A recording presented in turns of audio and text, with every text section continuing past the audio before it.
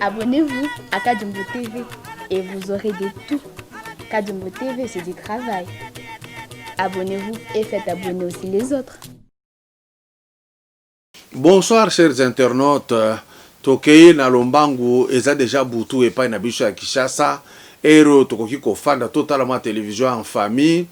Totanga pe ba makambo mususu les journaux, les publications parce que kuna eza source oyo tozaka ba information. To benga pe bato mususu bakoka ko informer biso na oyo eza koleka na sima. Ici na bandi directement na likambo moko tozalaki pe koganga yango mais moment oyo tozali kokoma eza très important. Inspecteur général ya finance bomona ki akendeki Katanga basali ba contrôle ba dossier belé ya mabeza kuna flou et belé zakuna.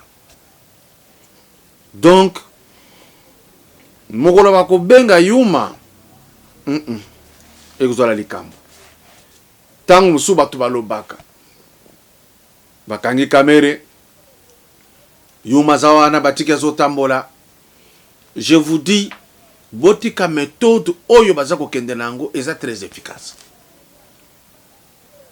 Yuma a dirigé Jekamine, on ne pouvait pas kotia epembeni mbala moko, je l'avais dit. Ba pe sa charge na muntu mususu e banda ko poser ba problème. Ye azana nuana ti ba kotoka ye en ce moment-là ça ne sera pas facile. Jekamine ezali ya kokufa mais mbongo ekotsaka Jekamine eza ebele makasi. Bon, mon aki ministre, donc inspecteur général de la finance na équipe na ye. Bakende ki lwa laba. Bakutane na Mouyeji Manges. Basalaki kuna. Il y a des cadavres dans les tiroirs. Bazongi pa ki abula bakutani basololi. Bango nyonso ba gouverner ba yebi que le président de la République avec son équipe ba ozonga simati. Bato baza mayele basala lokola na Angola. Ngai na zwaki mbongo etika na zongisa avant baya kozwa ngai na comme ridicule. Et donc maintenant inspecteur à finance azana nous na dossier ya Bukangalonzo. Bande ko eloko baki ko découvrir kuna za somo.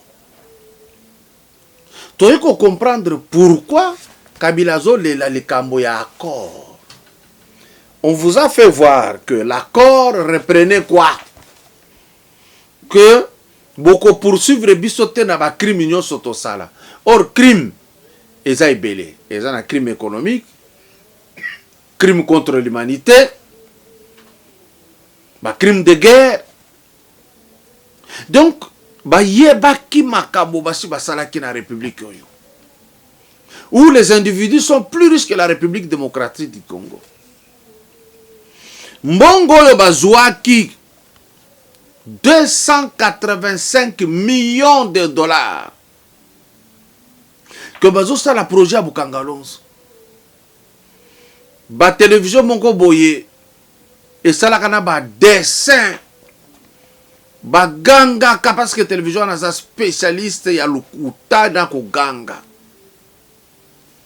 Que Bukangalonzo, Kabila aime le pays, vous allez voir Kolia Kozala Boye. Biso Toganga Tolibisa Lukuta, Luvunu Ndenge Mobutu Azai Koloba. Na moment on a ba fanatique. Yangambu. Je l'ai dit Kabila était au pouvoir. Je l'ai dit qu'en un moment tango et Salemaki. Que ici c'est de l'aventure. Parce que tant que tu solo là qui n'a pas tout bazala, bah les caca na Bukangalonzo kala, balobaka mabele wana ekoki koproduire eloko te eza mabele mabe. C'était de l'aventure. Donc on a 285 millions de dollars. Gouvernement wana ya matata mponyo parce que yenda telemelaka projet wana ba dépensaki kaka 80 millions. Donc 205 millions et 10 mois. Est-ce que nde yango etongelaki université na ba logement? Parce que finalement balobaki non, yezalaki na kamwa asengaki ba sponsor ba pesa ba mbongo, je commence à douter. Parce que bazalaki na ba stratégie à makasi. Si kawa problème oko ezako se poser. On ne peut pas juger seulement bateau yo mususu batiki l'auteur. On ne peut pas faire un jugement de surface. Il faut un jugement de profondeur. Muntu asalaka likambo eza matata mponyo lelo sa sénateur. Bo se repele na émission na lobaki, je soutiens balongo la immunité. Ba tebele ba sala buzo ba batama na sima ya immunité. Lokola za na immunité na moyen ba toka ye ezate. Voilà pourquoi c'est très bien de requalifier la majorité. Et comme un chef de l'État, il y a ebele. Na katikati wana na bureau oyo ekobima oyo ya biso tolingi population. Na tango bakosenga bureau akosede bakolongola temporairement les immunités en attendant l'issue ya procès. Basambisa matata mponyo ayebisa bato 205 millions de dollars ekenda wapi. Ça c'est le rapport de l'inspection générale des finances. Donc matata il faut balongola qui est sénateur à comme na comprendre pourquoi Seigneur Sala qui tout a pesi ba députation et belé na FCC pour esquiver la poursuite. Donc, ce qui majorité monanité va dissoudre dans l'ombango, va tikala les simples citoyens, va toka bango, va revenir dans l'élection. Et ça, c'est simple. On les ramasse parce qu'on dit dans les 60 jours ou 90 jours, tant au bobomi Assemblée nationale, il faut faire l'élection. Et c'est simple. Kotoka kaka batuana. Na niveau à parquet général ba mususu bazana ba triper ba mususu ba kozala donc ebele bo même bango na parquet. Le magistrat va les mettre en détention préventive pour enquête. Akoya ko senga juge ya que bo bakiselanga muto yo pona ça l'enquête très bien. Naza posa na 8 mois. Na 8 mois wana, tosi tosali élection, bango bazakuna. 8 mois esili, le magistrat arrive encore. Ou le procureur demande encore 8 mois mususu parce que à réunir na ba élément nyon sauté. Donc en détention, il y a la possibilité au fond d'akuna ta 4 ans.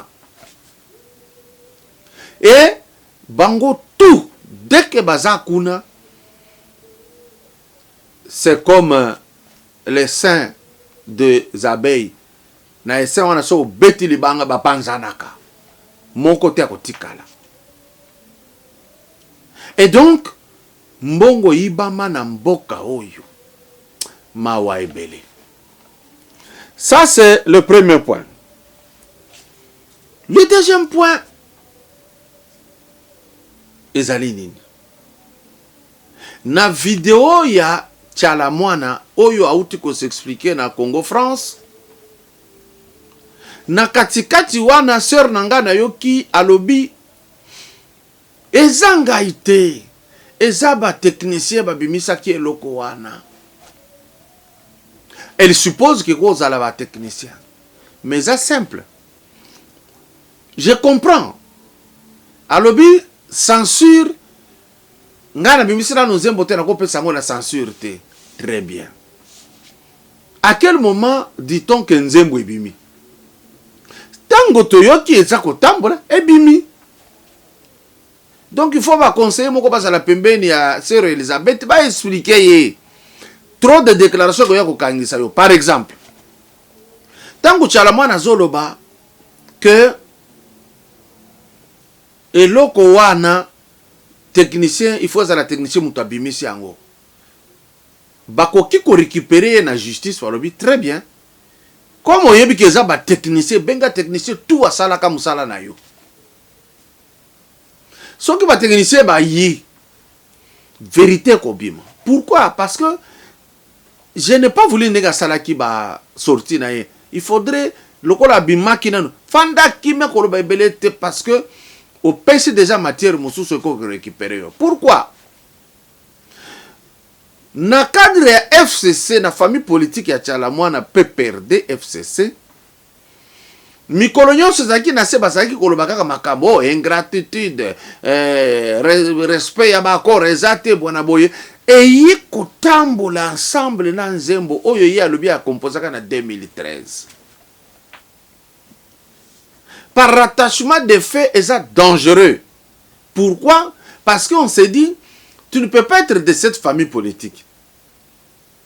Nakati oloba coup sur coup. Nakati ingratitude ebimi oyo bazo oloba na famille politique na bino, ça vous salit. Sœur, komima lisu na média te fanda okomi kangisa pamba. Parce que soki nga nazaki programme de lobby déjà na bengi yo. Uya na ba technicien nyonso awa na kokanga bango.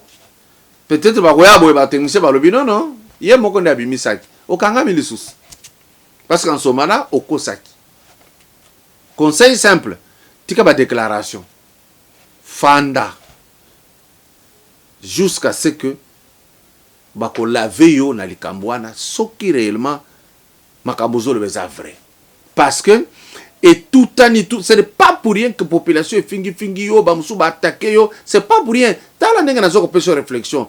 FCC na mikolo tikali simba bazalaki koloba na monoko na bango que aza ingrat azo respecter le côté bona boye curieusement nde nzembo yeko bima bazolo ba ingratitude kuna na kati. Et puis ce qui est mal oyoki journaliste azotu na Tchalamwana lobi mettant lobi court circuit ça Shadari tu as eu des difficultés. Non Shadari comme on est Ramazani Shadari il y a ça comme on est court circuit. Or dans ce pays, muto abanda makabo coup circuit zaka Shadari. Douceur nangai tika kobima na ba media e kokangisa yo. Na point moko lisusu awa ezali ya mabund ba avocat mabunda ba ke kuna na conseil d'état. Ba bandi ko démontrer que c'est irrégulier bazako yebisa na tribunal oyo et siégeak il y a que déclarer requête ya Puela Fabrice non fondée et irrécevable. Et donc ba avocat ya Fabrice Puela ba côté na terrain ba démontrer et le procureur général près le conseil d'État a lobby même chose na ba avocat wana. Même moi-même qui vous parle, je dirais la même chose. Quel que soit ma cambo, l'omé à l'obaki, ça ne tenait pas debout. Il y a que nous, y a boy coupé sa rapport, la finance dans le délai, à boy, et puis, oya kolobano, Puela n'a pas qualité, il a comporté une plainte. Non, non, pas du tout. Parce que j'avais démontré que si Puela ne pouvait pas porter plainte, comment est-ce possible que Mabunda yé moko andima qui plainte à Jean-Jacques Mamba contre Kabund? Donc, c'est un cas de jurisprudence. FCC promène à Bino Bobo Sanaka. Mais les gens retiennent ce que vous faites et on vous le retourne. Et le tribunal s'est déclaré compétent, requête recevable et fondée. Dans les 8 jours qui viennent, arrêt Yakuruana, ekokweya. Souhait ya biso nyonso.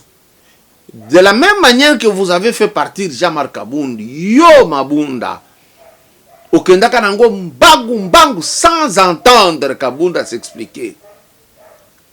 Nzambe a likolo asala tout. Comme c'est fondé et recevable. Dans les 8 jours, ba bengana bureau na bino mobimba ekweya.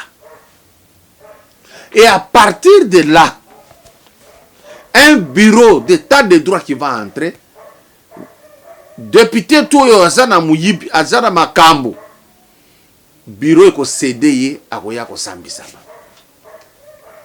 C'est ça la vérité qu'il y a là-bas. On s'est moqué beaucoup de la République démocratique du Congo. Je vous informe en passant que façon président Félix Azokene Makamunayi, parfois tu attaqué plusieurs fois, mais à un moment donné, ce qui n'a pas de résultat, j'ai dit ah bon voilà pourquoi il a traîné, c'est qu'il attendait ça. So botali image ya bowe bozaki kolinga ko loba ebele likolo na bango. Bakuluna tala elengi ba osala marche na Kanyama Kasese. Bote oyo bazwi na elongi changer bakokoma batu ya moto ya na mboka oyo. Bakolesa République démocratique du Congo na bakwenyo nyonso oyo bakobanda kosala musala. Une fois de plus, Fachi Béton. Félicitations. C'est ça. Je réitère mon vœu. Ceux qui vont requalifier majorité. Et Simbi, vous aurez les mains libres encore davantage. Ceux qui vont requalifier te dissoudre. Tokobuntala bato na tere kaka. Ceux qui vont dissoudre. Comme la bango va citoyen simple. Vous les ramassez dans leur dossier qu'ils ont. Simple comme bonjour. En tout cas, ba papa oyo bazanga ki moyen ya ko réussir l'éducation à bana na bango sous l'impulsion du chef de l'État Félix Tshisekedi bana na bino ba komi important tala suki ya kokata na mutu kitoko ba lati kitoko bazoyemba na esengo bato bazalaki koloba na Kinshasa bakokufa nzala bakokima bwana boye. Le Congolais est devenu négatif. Le temps que nous avons, c'est le temps du vrai Dieu d'être debout. Il est déjà debout. Dans les États-Unis, la température, ce sont deux forces qui se battent.